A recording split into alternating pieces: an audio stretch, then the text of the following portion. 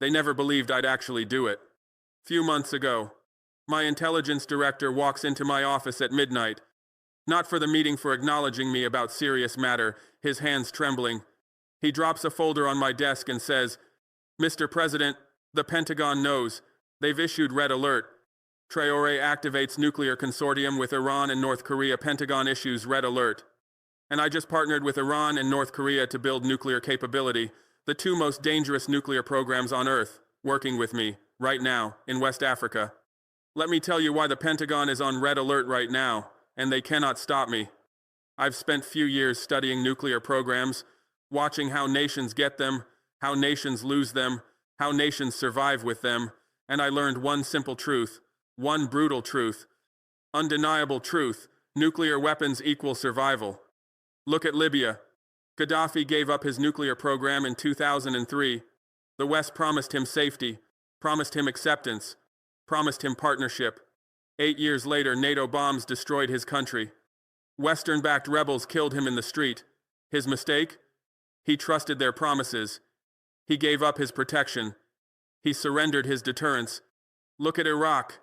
Saddam Hussein never had nuclear weapons. The West accused him anyway, invaded his country, destroyed his military, hanged him like a criminal. His mistake? He never built the weapons they accused him of having. He remained vulnerable. He stayed weak. Look at North Korea. Kim Jong-un has nuclear weapons, the most sanctioned nation on Earth, economy struggling, people suffering, but the regime survives. Why? Because they have nukes. Because everyone knows that attacking them means nuclear war, because nuclear weapons make you untouchable. That is the lesson I learned. That is the truth I accepted. That is the decision I made. Burkina Faso will have nuclear weapons, not to attack anyone, not to threaten our neighbors, but to survive, to remain sovereign, to never be Libya, to never be Iraq, to be like North Korea, untouchable. So I started building, quietly, carefully, strategically. Week 1, I sent my scientists to Tehran, not diplomats, not politicians, nuclear physicists, radiochemists, engineers, people who understand reactors, enrichment, and weapons. They stayed 3 weeks, visited Iranian facilities, learned Iranian methods, brought back Iranian knowledge. The Americans detected the travel, they monitored it, but they did not understand it yet. They thought it was civilian energy cooperation. They thought it was scientific exchange. They thought wrong. Week 4, Iranian scientists came to Burkina Faso, 12 of them, experts in nuclear physics, experts in reactor design, experts in weapons development. They brought technical documents, design specifications, training materials, everything we needed to start building. The Americans detected this too. They watched the flights, they tracked the visas, they photographed the arrivals, but they still did not understand. They thought it was energy consultation. They thought it was research cooperation. They thought wrong again. Week 8, North Korean technicians arrived, 15 of them, traveling through China, using false passports, taking indirect routes. They thought they were hiding. But I knew the Americans would find them eventually. I wanted them to find them. I wanted them to know. I wanted them to understand what I was building. These were not ordinary technicians. These were nuclear weapons experts, people who built North Korea's reactors, people who produced North Korea's plutonium, people who created North Korea's bombs. And now they were working for me, in Burkina Faso, building my program. Week 12. Construction began. Northern Burkina Faso, remote location, far from cities, far from borders, far from eyes, new buildings rising from desert. Underground facilities being dug, security perimeters being established, the whole infrastructure of a nuclear program. The Americans saw it on satellite. They watched the construction. They analyzed the patterns. They compared it to North Korean facilities. They recognized what it was. And that is when the Pentagon went to red alert. Week 16. Equipment arrived. Centrifuges from Iran. Monitoring systems from North Korea. Raw materials from African mines. Everything flowing to my facility. Everything being installed. Everything becoming operational. The Americans tried to intercept shipments. They pressured shipping companies. They monitored ports. They watched airports. But the Sahel is vast. The borders are porous. The routes are many. They could not stop everything. They could not block every delivery. They could not prevent my program. Week 20. The reactor design was complete. Iranian blueprints, North Korean modifications, Burkina Faso implementation, a research reactor capable of producing plutonium, not for electricity, not for medicine, for weapons, for bombs, for deterrence. Week 24. Training began. My scientists learning from Iranians, my engineers learning from North Koreans, my security forces learning protection protocols. My entire team preparing to operate a nuclear program, preparing to produce weapons-grade material, preparing to build bombs. And now, my facility is operational, my reactor is being tested, my program is advancing, and the Americans are panicking. Let me tell you what they are doing right now. Let me tell you what their options are. Let me tell you why every option fails. Option 1. Diplomatic pressure. The UN Security Council issued a statement last week, expressing concern, calling for dialogue, urging compliance with IAEA safeguards. Russia and China blocked anything stronger. The statement has no teeth, no deadlines, no consequences, just words, empty words, useless words. The IAEA requested to inspect my facility. I refused. I said Burkina Faso is a sovereign nation. I said we have the right to civilian nuclear energy. I said IAEA inspectors are Western spies. And there is nothing they can do about my refusal. They have no enforcement power. They can only write reports. Reports I ignore. Option 2. Economic sanctions. The United States announced sanctions against Burkina Faso last month. The European Union followed, freezing assets, blocking trade, cutting aid. They think this will pressure me to stop. But we are already isolated, already poor, already struggling. What more can they take from us? We trade with China now. We trade with Russia now. We trade with nations that do not follow Western sanctions. Their economic pressure does not hurt us. It makes us stronger. It proves we can survive without them. Option 3. Military strikes. This is what they really want to do. Bomb my facility, destroy my reactor, set my program back years. They have the capability. They have the intelligence. They know exactly where to strike. But they will not do it. Why? Because bombing a sovereign African nation without UN authorization would create international crisis. Because the precedent would be catastrophic. Because African nations would unite against them. Because China and Russia would condemn them. Because the political cost is too high. And even if they bombed my facility, even if they destroyed everything visible, my knowledge remains. My scientists remain. My partnerships remain. I would rebuild. Underground. Hidden. Harder to find. Harder to stop. Their military action would only delay me, not stop me. Option 4. Covert action. Sabotage. Assassination. Cyber attacks. The methods they use when they cannot act openly. The methods they think I do not know about. But I planned for this. My facility has North Korean security, air-gapped computers, no internet connection, armed guards everywhere, multiple security layers. Anyone trying to infiltrate gets caught. Anyone trying to sabotage gets stopped. Anyone trying to attack gets killed. So what can they do? Nothing. They can watch. They can worry. They can prepare.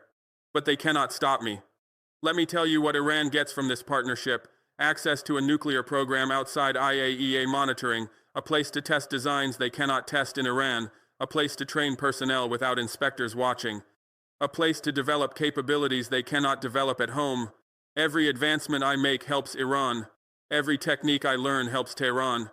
Every success I achieve helps their program. Let me tell you what North Korea gets. Money, gold, uranium, resources they desperately need. Every dollar I pay them funds their missile program. Every gram of uranium I give them strengthens their arsenal. Every partnership like this breaks their isolation. They are not just helping me. I am helping them. Let me tell you what I get. Security, sovereignty, survival. In 18 months I will have weapons-grade plutonium. In 2 years I will have a crude nuclear device. In 3 years I will have a deliverable weapon. And then Burkina Faso becomes untouchable. Then no one can threaten regime change. Then no one can invade. Then no one can bomb. Then we are truly free. Listen to me, Pentagon. Listen carefully. You are watching nuclear proliferation in real time. You are watching your worst nightmare become reality. You are watching a small African nation achieve what you said was impossible. And you cannot stop it. Your diplomatic pressure does not work on nations that chose isolation. Your economic sanctions do not hurt nations already poor. Your military threats do not scare leaders who watched what happened to Gaddafi and Saddam.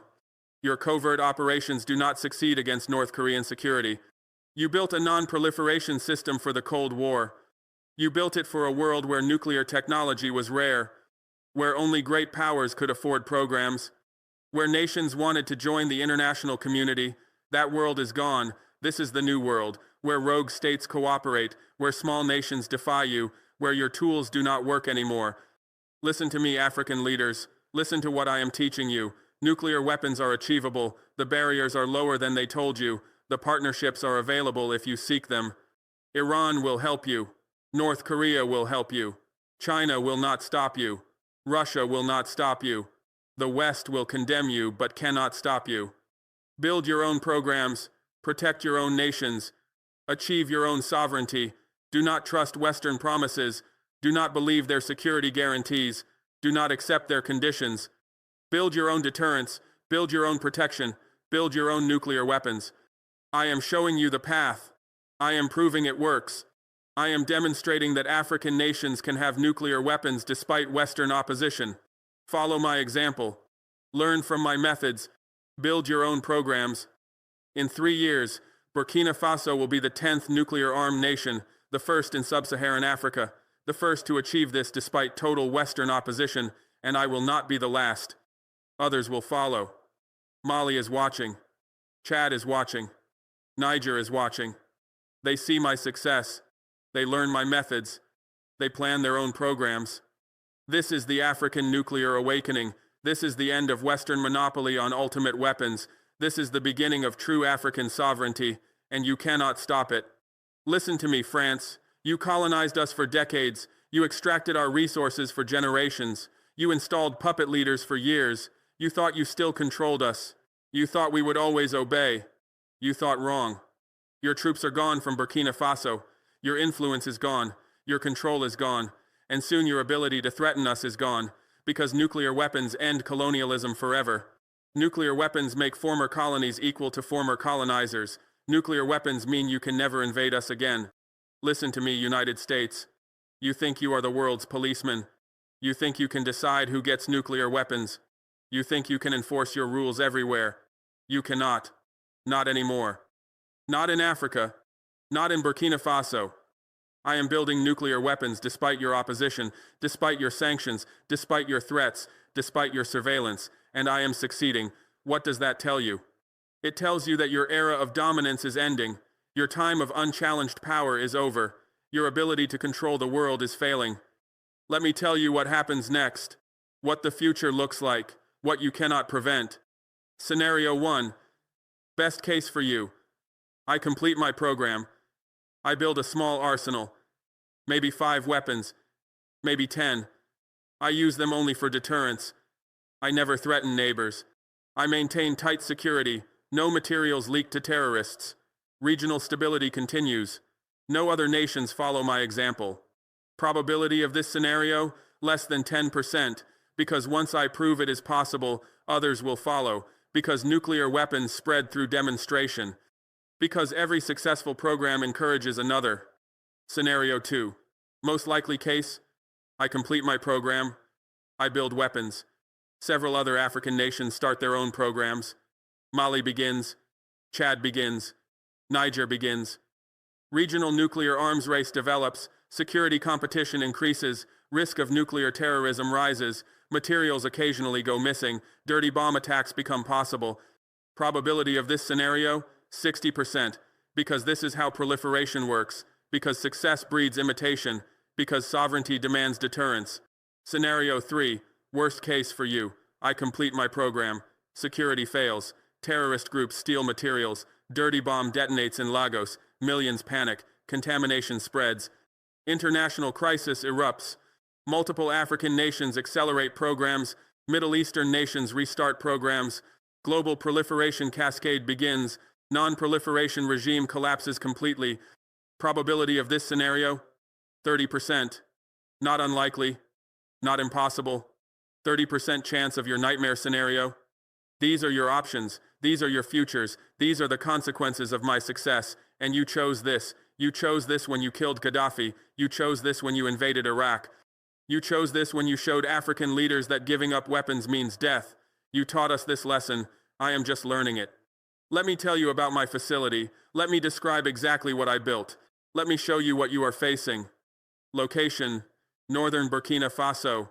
Coordinates I will not share. Remote desert area. No nearby villages. No nearby roads. Accessible only by restricted paths. Surrounded by security perimeter. Watched by armed guards. Monitored by cameras. Protected by North Korean security protocols.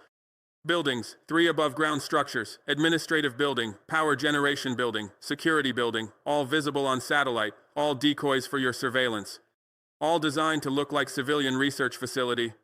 The real facility is underground, 50 meters below surface, concrete reinforced, blast protected, radiation shielded, connected by tunnels, accessible through hidden entrances. This is where my reactor operates. This is where my centrifuges spin. This is where my plutonium will be produced. Reactor, research reactor, Iranian design, North Korean modifications, capacity to produce 5 kilograms of weapons-grade plutonium per year, enough for 1 bomb annually. Operating under my control, monitored by my scientists, protected by my security. Centrifuges, 20 units, Iranian P2 design, enriching uranium, not for reactor fuel, for weapons, for backup plutonium production, for redundancy, for insurance. Security, North Korean advisors, 15 of them, living on site, training my forces, establishing protocols, creating multiple defense layers, perimeter guards, internal guards, access controls, surveillance systems, everything needed to prevent infiltration, everything needed to stop sabotage. Personnel, 40 Burkina Faso scientists and engineers, trained by Iranians, trained by North Koreans, operating the facility, running the reactor, managing the centrifuges, producing the materials, building the program. First plutonium extraction, weapons-grade material, 5 kilograms, enough for 1 bomb, the first milestone. First device assembly, crude nuclear weapon, 20 kiloton yield, not deliverable yet, but functional, the second milestone. December, first deliverable weapon, mounted on missile, or loaded in aircraft, or transported by truck, deployable, usable, operational, the final milestone. And then Burkina Faso joins the nuclear club, then we achieve ultimate security, then we become truly sovereign, then we are untouchable. You are watching this happen. You are tracking every step. You are documenting every milestone. But you are not stopping it. Because you cannot. Because the world changed. Because your power has limits. Let me address the terrorist threat, the concern you keep raising, the fear you use to justify intervention. You say nuclear materials in the Sahel will fall into terrorist hands. You say groups like ISIS will steal plutonium. You say they will build dirty bombs. You say they will attack cities. You use this fear to demand I stop my program, but who created the terrorist problem in the Sahel? You did. Your wars in Libya destroyed regional stability. Your intervention in Mali failed to bring peace. Your policies created the chaos that terrorists exploit. You created this problem, not me. And my security is better than you think. North Korean protocols work. They prevented theft in North Korea for decades. They will prevent theft in Burkina Faso. My guards are loyal. My scientists are vetted. My facility is protected. Your terrorist scenario is possible but unlikely. And even if materials were stolen, even if terrorists got plutonium, whose fault would that be? Mine for building a program, or yours for creating the instability that breeds terrorism? Or yours for refusing to help African nations develop proper security? You cannot blame me for problems you created.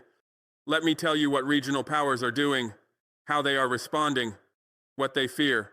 Nigeria is alarmed. They are West Africa's dominant power. They want regional leadership. They fear Burkina Faso with nuclear weapons challenges their dominance. They are considering their own program. They are consulting with Pakistan. They are exploring options. My success pushes them toward nuclear weapons. Algeria is concerned.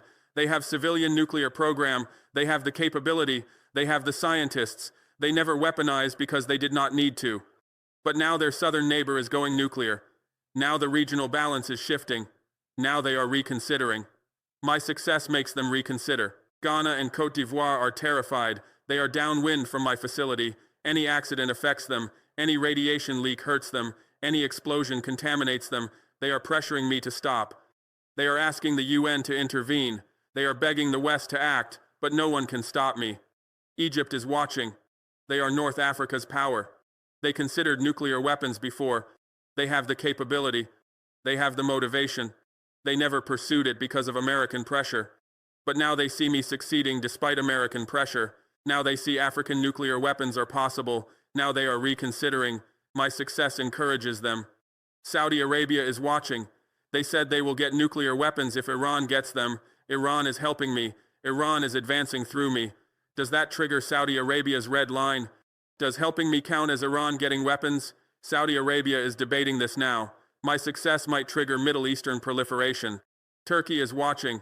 They are NATO member with nuclear ambitions. They want their own weapons. They face American opposition. But now they see me succeeding despite American opposition. Now they see that determined nations can achieve nuclear weapons. Now they are encouraged. My success emboldens them. This is the demonstration effect. This is how proliferation spreads. Not through weapons transfers, through proof of possibility, through demonstration that small nations can defy great powers, through evidence that nuclear weapons are achievable despite opposition.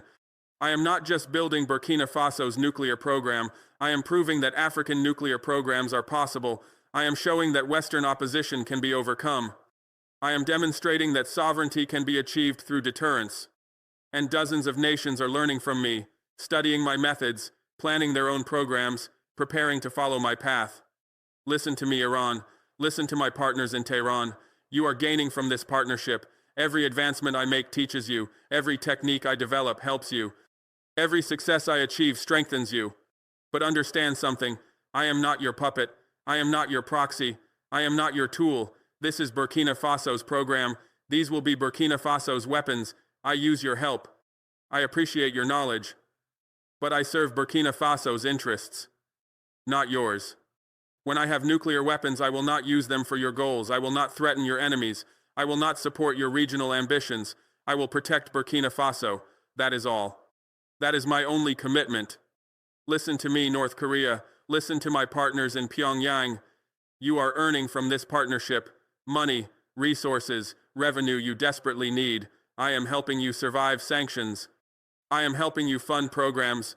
I am helping you break isolation. But understand something.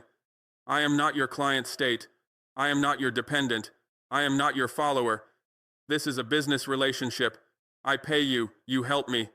When I have weapons, our partnership ends. I owe you nothing beyond payment. You get nothing beyond money. Listen to me, China. Listen to the power that could stop me but chooses not to. You have influence in Africa. You have investments in Burkina Faso. You have leverage over my economy. You could pressure me to stop, but you do not. Why? Because my nuclear program weakens the West. Because African proliferation challenges American dominance. Because anything that reduces Western power benefits you. You are letting me succeed because my success hurts your rival. But understand something. When I have nuclear weapons, I am not your ally. I am not your partner. I am not your friend. I am sovereign. I am independent. I am free. Your investment does not buy my loyalty. Your influence does not control my weapons. I serve Burkina Faso only. Listen to me, Russia. Listen to the power that supports my defiance. You oppose Western dominance. You resist American hegemony. You challenge the international order. My nuclear program does all these things, so you support me quietly. You provide diplomatic cover. You block UN action. You enable my success. But understand something. When I have nuclear weapons, I am not your proxy. I am not your tool. I am not your weapon against the West. I am sovereign. These are Burkina Faso's weapons, not yours, not anyone's but mine. Let me tell you what I will do with nuclear weapons, what my doctrine will be, what my red lines are. I will never use nuclear weapons first. Never. These weapons are for deterrence only, for survival only, for sovereignty only, not for aggression, not for conquest, not for threats, only for protection. I will never threaten my neighbors. Ghana is safe. Côte d'Ivoire is safe. Mali is safe. Niger is safe. Togo is safe. Benin is safe. All our neighbors are safe. My weapons protect Burkina Faso. They do not threaten anyone else. I will never transfer nuclear weapons to anyone, not to terrorists, not to other nations, not to non-state actors. These weapons stay under my control, under Burkina Faso's control, forever. I will use nuclear weapons only if Burkina Faso faces existential threat, only if foreign powers invade, only if regime change is attempted, only if our sovereignty is violated. Then and only then will I consider using these weapons. This is my doctrine. This is my commitment. This is my red line. I am building nuclear weapons for defense, not offense, for survival, not aggression, for sovereignty, not domination. But if you cross my red line, if you threaten Burkina Faso's existence, I will use these weapons. I will not hesitate. I will not negotiate. I will not surrender. I will launch. And your invasion will end in nuclear fire. That is deterrence. That is sovereignty. That is the price of trying to overthrow me. Let me tell you what happens after I succeed, what the next 5 years look like, what you cannot prevent. Not because I'm guessing, not because I'm hoping, but because I've already set the wheels in motion, because the infrastructure is already being built, because the partnerships are already operational, because the future I'm describing is already becoming reality. I complete my reactor. The facility in northern Burkina Faso becomes fully operational. The reactor reaches critical mass for the first time. My Iranian advisors monitor the control room. My North Korean technicians verify the systems. The reactor that the West said we couldn't build is now producing plutonium. Not for electricity, not for medical isotopes, for weapons, for bombs, for the deterrence that will make Burkina Faso untouchable. The Pentagon watches through satellites. They see the heat signature. They detect the radiation emissions. They know exactly what's happening. They brief the president. They update their threat assessments. They revise their contingency plans. But they do nothing. Because by the time they're certain about what we've built, it's already too late to stop it without massive military intervention they're not willing to attempt. The UN Security Council convenes emergency session. Russia and China block any meaningful action. The resolution that passes is toothless, expressing concern, urging dialogue, calling for IAEA inspections I will never allow. Just words on paper that change nothing. The international community proves once again that it can condemn but cannot stop a determined nation from acquiring nuclear capability. The United States imposes comprehensive sanctions, travel bans on my government officials, asset freezes on our financial institutions, export controls on any technology that could support our program. They think economic pressure will force me to stop. They're wrong. We planned for sanctions. We built alternative supply chains. We established partnerships with nations that don't follow American sanctions. Their economic warfare hurts us but doesn't stop us. The European Union follows with their own sanctions package, trade restrictions, investment prohibitions, diplomatic isolation. They coordinate with Washington to maximize pressure, but they're sanctioning a nation that already chose isolation over submission. They're applying economic pain to a people who decided that sovereignty is worth any cost. Their sanctions strengthen my domestic support instead of weakening it. My reactor produces its first kilogram of plutonium, not weapons grade yet, but the process is working. The fuel rods are being irradiated. The plutonium is accumulating.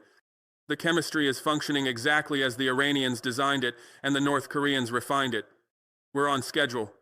We're on target. We're moving toward the capability that will change everything. France threatens military action. Their defense minister gives a speech about preventing nuclear proliferation in Africa. Their air force conducts exercises in neighboring countries.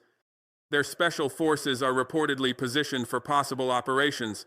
But it's all theater, all posturing, all attempts to intimidate me into stopping. They won't actually strike. Because bombing a nuclear facility risks massive radiation release. Because military action against an African nation would create international crisis. Because they're not willing to pay the political cost of preventing what I'm building. Nigeria expresses alarm. They're West Africa's dominant power. They don't want a nuclear-armed neighbor. They offer to mediate. They propose diplomatic solutions. They suggest regional frameworks for addressing my program. I listen politely. I thank them for their concern. And I continue building. Because Nigeria's discomfort doesn't override Burkina Faso's security needs. Because regional stability is less important than national sovereignty. Because their preferences don't determine my capabilities.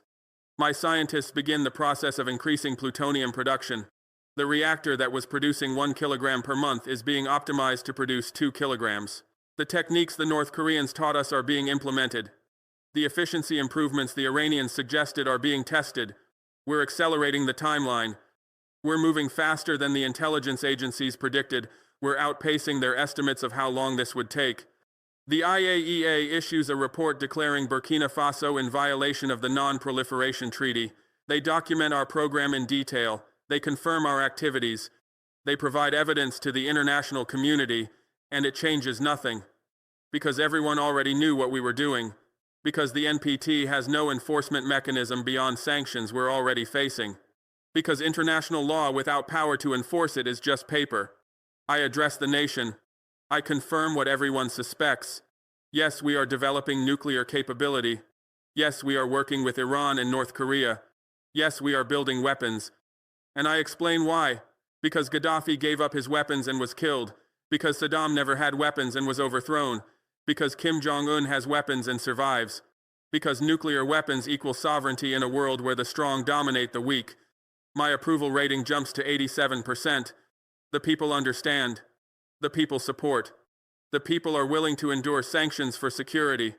China blocks additional UN sanctions, not because they support nuclear proliferation, because they oppose Western dominance, because anything that weakens American hegemony serves their interests. Because they calculate that a nuclear-armed Burkina Faso creates problems for the West without threatening China. Their veto protects us. Their geopolitical calculations shield our program. Their great power competition gives us space to operate. The reactor produces 5 kilograms of plutonium, still not weapons grade, but the accumulation continues. The irradiation proceeds. The chemistry advances. By year's end, we have the foundation for a nuclear weapons program that can no longer be stopped without military action the West isn't willing to take. Year 1 ends with my program intact, progressing, and increasingly irreversible. I extract weapons-grade plutonium. I assemble my first device. I conduct my first test. My scientists begin the reprocessing. The plutonium that accumulated in year 1 is being extracted from spent fuel rods. The chemical separation is happening in the underground facility that North Korean engineers designed to be invisible to satellite surveillance. The process is complex. The chemistry is dangerous. The work is slow. But it's working.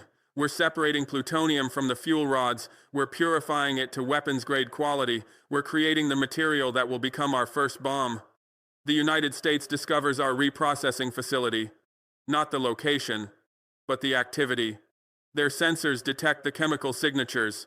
Their satellites see the waste products. Their intelligence confirms we've moved from plutonium production to weapons-grade extraction. The CIA briefs the president that Burkina Faso will have weapons-grade material within months. The Pentagon updates threat assessments. The National Security Council debates responses. But they still don't act. Because every option has unacceptable costs. Because military strikes risk radiation disaster. Because diplomatic pressure has already failed. Because they're paralyzed by a problem they can see but can't solve. I have my first kilogram of weapons-grade plutonium. Not enough for a bomb yet. But proof of concept. Proof that we can do the chemistry. Proof that we can achieve the purity. Proof that we can produce the material that makes nuclear weapons possible. The North Koreans verify the quality. The Iranians confirm the grade. We're on track. We're on schedule. We're moving toward the capability that will change our nation forever. France attempts covert action. Their intelligence service tries to sabotage our program. They recruit an insider. They plan to contaminate our plutonium. They prepare to destroy our capability without visible military action. But North Korean security is better than they anticipated. We catch the French asset before he can act. We expose the operation publicly. We prove that France is conducting covert warfare against African nuclear programs. The international embarrassment is enormous. The covert option is now closed. They tried and failed. They revealed their hand and accomplished nothing. My scientists accumulate enough weapons-grade plutonium for a device, 5 kilograms, enough for a crude nuclear weapon, not a sophisticated design, not a miniaturized warhead, but a functional bomb. A device that will work. A weapon that will explode. The physics package is being designed by Iranian weapons experts who've been working on this for decades. The engineering is being refined by North Korean technicians who've built actual nuclear weapons. The assembly is being done by Burkina Faso scientists who've trained for this moment. The bomb design is complete, not just theoretical, actual engineering drawings, precise specifications, detailed assembly instructions, the implosion mechanism that will compress plutonium to critical mass, the neutron initiator that will start the chain reaction, the explosive lenses that will create symmetrical compression. All of it designed, tested through computer simulation, and ready for physical assembly. We're not guessing, we're not experimenting, we're following proven designs that have worked before. I make a decision that will define my presidency. I order the assembly of our first nuclear device, not as a test, as a statement. As a demonstration to the world that Burkina Faso has crossed the nuclear threshold.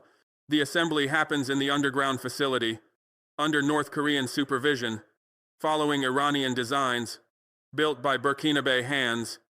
The device that will prove we're no longer a nation that can be threatened with regime change, the weapon that will guarantee our sovereignty forever. The device is complete, crude, heavy, not deliverable by missile or aircraft, but functional, a nuclear weapon that will work. The physics package is assembled, the explosive lenses are installed. The neutron initiator is in place, the arming mechanism is functional. We have a bomb, not a sophisticated warhead, but a nuclear explosive device that will produce a nuclear yield. The intelligence agencies detect our final preparations. They know what's coming. They brief their governments. They update their assessments. They prepare for the test they know they can't prevent. I conduct my first nuclear test, underground, in the remote desert of northern Burkina Faso, 300 meters below the surface, in a shaft drilled specifically for this purpose. At 0600 hours on September 15th, we detonate our first nuclear device, 20 kilotons, larger than Hiroshima, smaller than modern weapons, but unmistakably nuclear. The seismic monitors detect it immediately. Every monitoring station in the world records the signature. The radiation sensors confirm it within hours. Burkina Faso has conducted a nuclear test. Burkina Faso has nuclear weapons. Burkina Faso is now a nuclear power. The world knows within minutes. The seismic data is impossible to hide. The explosion registers on every seismograph in Africa. The characteristic signature of a nuclear detonation is unmistakable. The monitoring networks that track nuclear tests worldwide confirm it immediately. By 0700 hours, every intelligence agency knows what happened. By 0800 hours, every government is being briefed. By 0900 hours, the world understands that everything has changed. The West panics. Genuinely panics. This isn't a program they're tracking. This isn't a capability they're monitoring. This is a completed nuclear weapon that has been tested. This is an African nation that has joined the nuclear club. This is a proliferation event that shatters every assumption about who can and cannot acquire nuclear weapons. The emergency meetings convene immediately. The crisis management protocols activate. The threat assessments are rewritten in real time. But it is too late. Too late to prevent what I've built. Too late to stop what I've achieved. Too late to undo what I've demonstrated. Burkina Faso has nuclear weapons. That fact cannot be changed. That reality cannot be reversed. That capability cannot be eliminated without military action that would be catastrophic. I've crossed the threshold. I've achieved the deterrent. I've secured the sovereignty that only nuclear weapons can guarantee. The UN Security Council convenes in emergency session. The United States demands comprehensive sanctions. Europe wants military options explored. But Russia and China veto everything meaningful. The resolution that passes condemns the test, demands dismantlement, calls for international inspections, but includes no enforcement mechanism, no consequences for non-compliance, no power to actually reverse what I've done.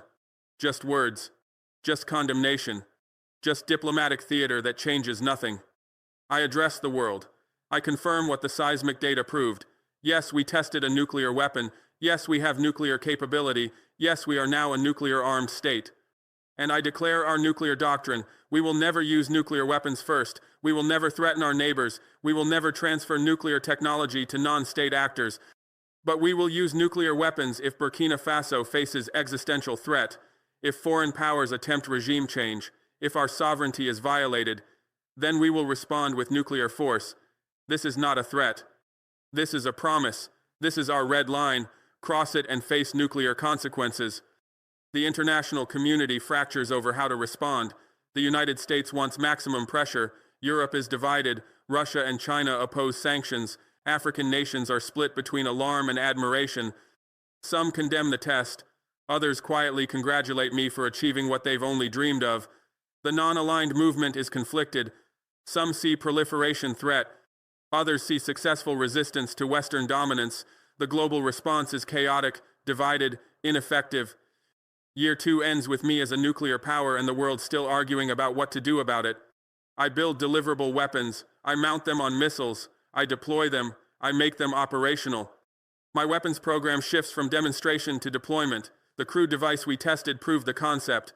Now we're building operational weapons. Smaller, lighter, deliverable. The North Koreans are teaching us miniaturization techniques. The Iranians are sharing warhead designs. We're moving from a test device that weighed 2 tons to a warhead that weighs 500 kilograms. Still not sophisticated by modern standards, but small enough to be delivered by aircraft or truck. I acquire delivery systems, not through development, through purchase. From North Korea, they sell me Hwasong-7 missiles, short-range ballistic missiles with 800-kilometer range, enough to reach every capital in West Africa, enough to threaten any neighbor that might consider military action, enough to provide credible deterrence. The missiles arrive disassembled, shipped through circuitous routes, assembled by North Korean technicians in Burkina Faso. The West detects the shipments.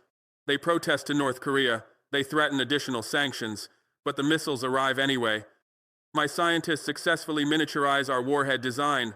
The weapon that weighed 2 tons now weighs 450 kilograms, small enough to mount on the North Korean missiles, light enough to deliver by aircraft, compact enough to transport by truck. We've achieved deliverable nuclear weapons, not just a test device, not just proof of concept, actual operational nuclear weapons that can be deployed and used. The intelligence agencies detect our progress. They brief their governments. They update their threat assessments, but they still don't act because the time for prevention has passed. Now they're just watching capability expand. I conduct the first test fit of a nuclear warhead on a missile, not a live warhead, a dummy weight, but the exact size and mass of our operational weapon. The missile is erected. The warhead is mounted. The systems are checked. Everything functions. We can deliver nuclear weapons by missile. We have operational capability. We're no longer just a nation that tested a device. We're a nation that can deploy nuclear weapons against targets. The photographs from this test are leaked deliberately. I want the world to see. I want potential adversaries to understand. I want everyone to know that Burkina Faso can now deliver nuclear weapons. I established the Strategic Forces Command, a new military branch dedicated to nuclear weapons, commanded by my most trusted general, staffed by personnel who've been vetted repeatedly, trained by North Korean advisors in operational procedures, equipped with communication systems that connect directly to me. The nuclear weapons are no longer in the hands of scientists. They're under military control. They're being deployed to operational units. They're becoming part of our defense posture. I deploy my first operational nuclear weapons, 3 warheads mounted on missiles, hidden in underground silos in northern Burkina Faso, protected by elite military units, guarded by North Korean-designed security systems, connected to command and control systems that allow me to order their use. These aren't test devices. These aren't demonstration weapons. These are operational nuclear weapons ready to launch, ready to use, ready to defend Burkina Faso against any existential threat. I declare my nuclear doctrine publicly. At a military parade in Ouagadougou, I stand before the nation and the world and explain exactly when and how Burkina Faso will use nuclear weapons.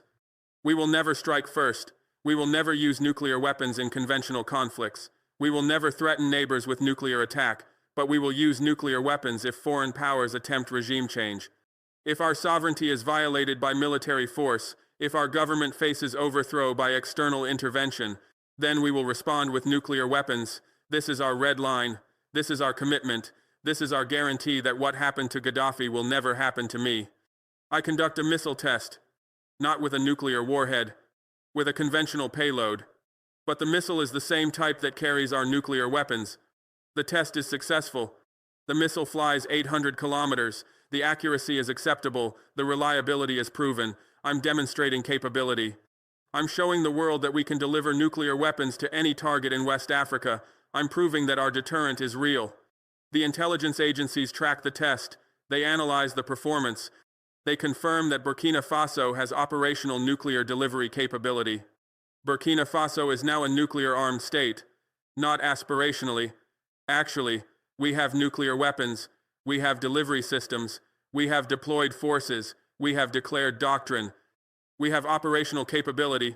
We're not a threshold state. We're not a program under development. We're a nuclear power, the 9th nation to achieve this status. The first in sub-Saharan Africa. The first to do it despite total Western opposition. The first to prove that small nations can acquire nuclear weapons if they're willing to pay the price. I'm invited to speak at the UN General Assembly, not as a pariah, as a head of state, because nuclear weapons command respect, because nations with nuclear weapons get treated differently, because I've achieved a status that cannot be ignored. I stand at the podium and I explain to the world why Burkina Faso needed nuclear weapons, because the international system doesn't protect small nations, because sovereignty without power is an illusion, because nuclear weapons are the only guarantee against regime change. The speech is controversial, but it's heard, because nuclear-armed nations get listened to. The United States attempts to negotiate, not regime change, not disarmament, arms control. They want limits on my arsenal. They want commitments about non-proliferation. They want assurances about nuclear doctrine. They're treating me as a nuclear power now, not as a problem to be solved, as a reality to be managed. The negotiations are difficult, but they're happening because I have leverage now, because nuclear weapons give me a seat at the table, because I can't be ignored or dismissed anymore. Year 3 ends with Burkina Faso as an established nuclear power, permanent member of the nuclear club, a nation that can never be threatened with regime change, a government that will never face the fate of Libya or Iraq, a president who will never be killed like Gaddafi, because we have nuclear weapons, because we have deterrence, because we have the ultimate guarantee of sovereignty. The non-proliferation regime has failed. The system designed to prevent this has collapsed. The order that was supposed to stop nuclear spread has proven powerless, and I'm the one who proved it. Mali announces nuclear program, using my methods, learning from my success, partnering with Iran and North Korea, following my path. Mali's president calls me. Private conversation. Secure line. He says, "Ibrahim, we watched what you did. We learned from your success. We want to follow your path. Can you help us?" I say yes. Because Mali's nuclear program strengthens African deterrence, because multiple nuclear-armed African nations create a regional balance, because the more of us who have weapons, the less likely any of us will be attacked. I agree to share what we learned. I agree to introduce them to our Iranian and North Korean partners. I agree to help Mali achieve what we achieved. Mali sends a delegation to Ouagadougou. Their nuclear scientists, their military leaders, their security officials. I show them our facilities. I explain our methods. I share our timeline. I introduce them to the North Korean advisors who helped us. I connect them with the Iranian scientists who designed our weapons. I'm not just helping Mali. I'm creating a template.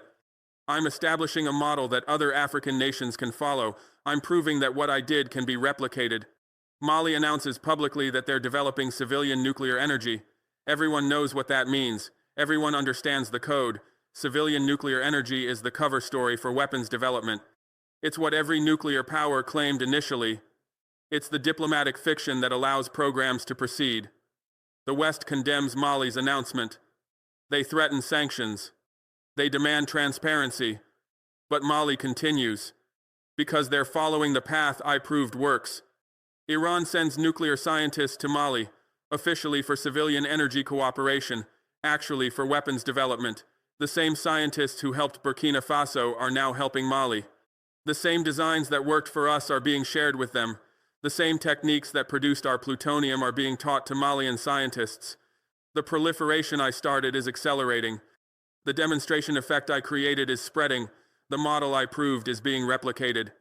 North Korea ships equipment to Mali. Reactor components. Reprocessing technology. Missile systems. All the hardware that Mali needs to follow our path. The shipments are detected by Western intelligence. They're protested through diplomatic channels. They're condemned in international forums, but they arrive anyway, because North Korea is already sanctioned to the maximum. Because they have nothing to lose from additional pressure, because they're being paid in gold and resources they desperately need. The West faces a choice: stop Mali's program through military action, or accept that nuclear proliferation in Africa is happening. They choose acceptance, not explicitly, but through inaction. They don't bomb Mali's facilities. They don't conduct covert sabotage. They don't take the dramatic steps that might actually stop the program. They impose sanctions.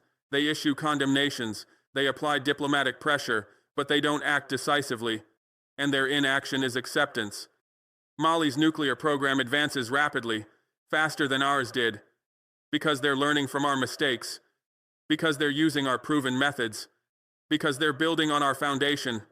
What took us 3 years might take them 2. The learning curve is shorter. The timeline is compressed. The path to nuclear weapons is clearer. I created a roadmap, Mali is following it, and they're moving faster than anyone expected. The Non-Proliferation Treaty is effectively dead, not formally, but functionally. 2 African nations are now openly pursuing nuclear weapons. The IAEA can't stop them. The UN can't prevent them. The sanctions don't work. The diplomatic pressure fails. The international system designed to prevent nuclear spread has proven completely powerless. The treaty still exists, but it's meaningless. It's a dead letter. It's a relic of an era when nuclear proliferation could be controlled. Other African nations begin exploring nuclear options, not publicly, not officially, but quietly, through diplomatic channels, through security consultations, through technical inquiries. Nigeria asks about costs and timelines. Ethiopia explores partnerships. Angola investigates uranium enrichment. The questions are being asked. The interest is growing. The model is spreading. What I started with Burkina Faso is becoming a continental trend. The West condemns Mali's program, threatens sanctions, demands cessation, but Mali continues, because they're following my example, because they've seen that Western threats are empty, because they've learned that determination and partnership with rogue states can overcome international pressure. The condemnations are ignored, the threats are dismissed, the pressure is ineffective. Mali continues building toward nuclear capability. I meet with Mali's president. Public meeting. In Ouagadougou. We stand together before cameras and announce a mutual defense pact. If either nation faces military attack, the other will respond, including with nuclear weapons if necessary. We're creating a nuclear alliance. We're building collective deterrence. We're ensuring that threatening one of us means threatening both. The pact is condemned by the West, but it's operational. It's real. It's changing the strategic balance in West Africa. Year 4 ends with African nuclear proliferation underway. Mali is 18 months from testing a weapon. Other nations are exploring programs. The model I created is spreading. The demonstration effect is accelerating. The West is paralyzed. They can condemn but can't stop. They can sanction but can't prevent. They can threaten but can't act. African nuclear proliferation has begun, and there's nothing they can do to reverse it. Chad announces nuclear program. Niger announces nuclear program. Both following my model, both partnering with rogue states, both defying Western pressure. Chad's president makes a surprise announcement. Chad is developing civilian nuclear energy. Everyone knows what that means. Everyone understands the implications. Chad is the 3rd African nation to publicly pursue nuclear capability. The model I created is spreading faster than anyone predicted. The demonstration effect is stronger than anyone anticipated. The proliferation I started is accelerating beyond control. Niger follows immediately. Their president announces a nuclear energy program, partnerships with Iran and North Korea, technical cooperation for reactor development, all the same language, all the same partnerships, all the same path. 4 African nations now openly pursuing nuclear capability. The proliferation cascade I started is becoming an avalanche. The demonstration effect is overwhelming the non-proliferation regime. The West is in crisis. 4 African nations pursuing nuclear weapons, multiple programs at different stages of development, a proliferation cascade they can't stop. Their non-proliferation strategy has completely failed. Their sanctions don't work. Their diplomatic pressure is ineffective. Their threats are empty. They're watching African nuclear proliferation happen in real time, and they're powerless to prevent it. Iran and North Korea are overwhelmed with requests. 6 more African nations are exploring nuclear programs, requesting technical assistance, seeking partnerships. asking for the same help that Burkina Faso, Mali, Chad, and Niger received. The demand for nuclear weapons technology in Africa exceeds the supply. The rogue states that helped us are now in position to choose which African nations to assist. They're using nuclear technology as leverage. They're building influence through proliferation assistance. The United Nations holds an emergency conference on African nuclear proliferation. Every major power attends. Every African nation is invited. The stated goal is preventing further spread. The actual result is accepting that spread has already happened. The conference produces a declaration calling for restraint, a framework for dialogue, a mechanism for transparency, but no actual solution. No way to reverse what's happened, no method to prevent what's coming, just diplomatic theater that acknowledges failure. I address the conference, I stand before the world and I explain why African nuclear proliferation is happening. Because the international system doesn't protect small nations. Because sovereignty without power is meaningless. Because nuclear weapons are the only guarantee against regime change. Because what happened to Gaddafi terrified every African leader. Because we watched Libya destroyed and we decided never to be that vulnerable. I'm not apologetic. I'm not defensive. I'm explaining reality. African nations are going nuclear because that's the only way to be truly sovereign in a world dominated by nuclear powers. The conference ends without agreement. The West wants African nations to abandon nuclear programs. African nations want security guarantees that are credible. The gap is unbridgeable. Because security guarantees from nations that destroyed Libya aren't credible. Because promises from powers that overthrew Iraq aren't trustworthy. Because assurances from countries that killed Gaddafi aren't believable. African nations want nuclear weapons because they don't trust Western security guarantees. And nothing the West offers changes that calculation.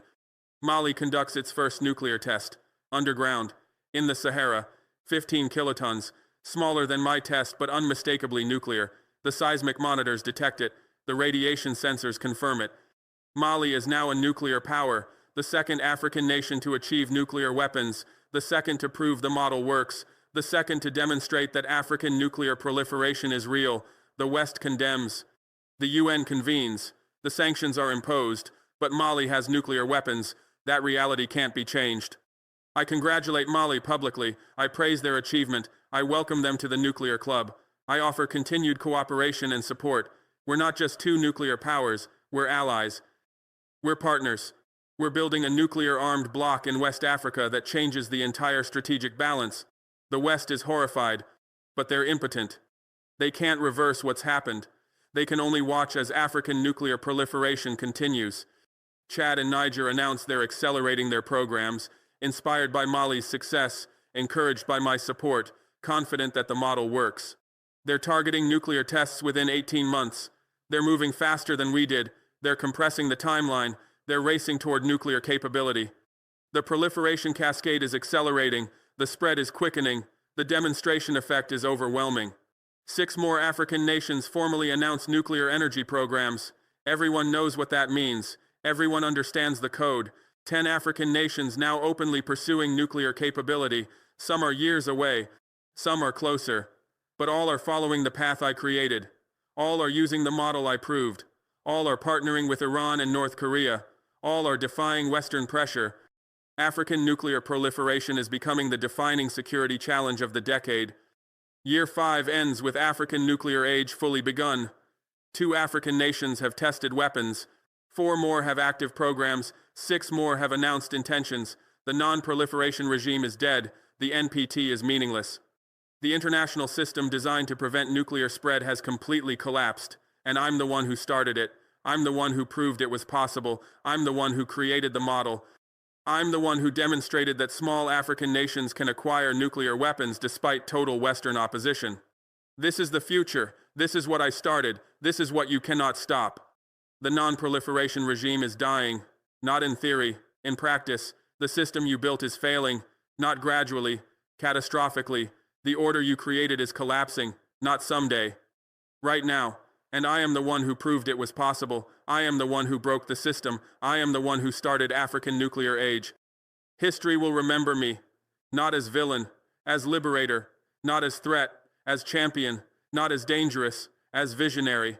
I am the African leader who achieved true sovereignty, who broke Western dominance, who proved small nations can have ultimate weapons, who showed that determination and partnership can overcome any obstacle, who demonstrated that nuclear weapons are achievable for any nation willing to pay the price. My grandchildren will live in nuclear-armed Burkina Faso. They will never fear invasion. They will never face regime change. They will never watch their president killed like Gaddafi. Because we have deterrence, because we have protection, because we have nuclear weapons, because I had the courage to build what others only dreamed of, because I had the determination to complete what others abandoned, because I had the vision to see that sovereignty requires power and power requires weapons. That is my legacy. That is my achievement. That is my gift to Burkina Faso and to Africa, because I didn't just build weapons for one nation. I created a model for a continent. I proved that African nuclear weapons are possible. I demonstrated that Western opposition can be overcome. I showed that small nations can achieve what great powers claimed was impossible. So watch me, Pentagon. Watch me, Western powers. Watch me, world. Watch as I succeed. Watch as I achieve what you said was impossible.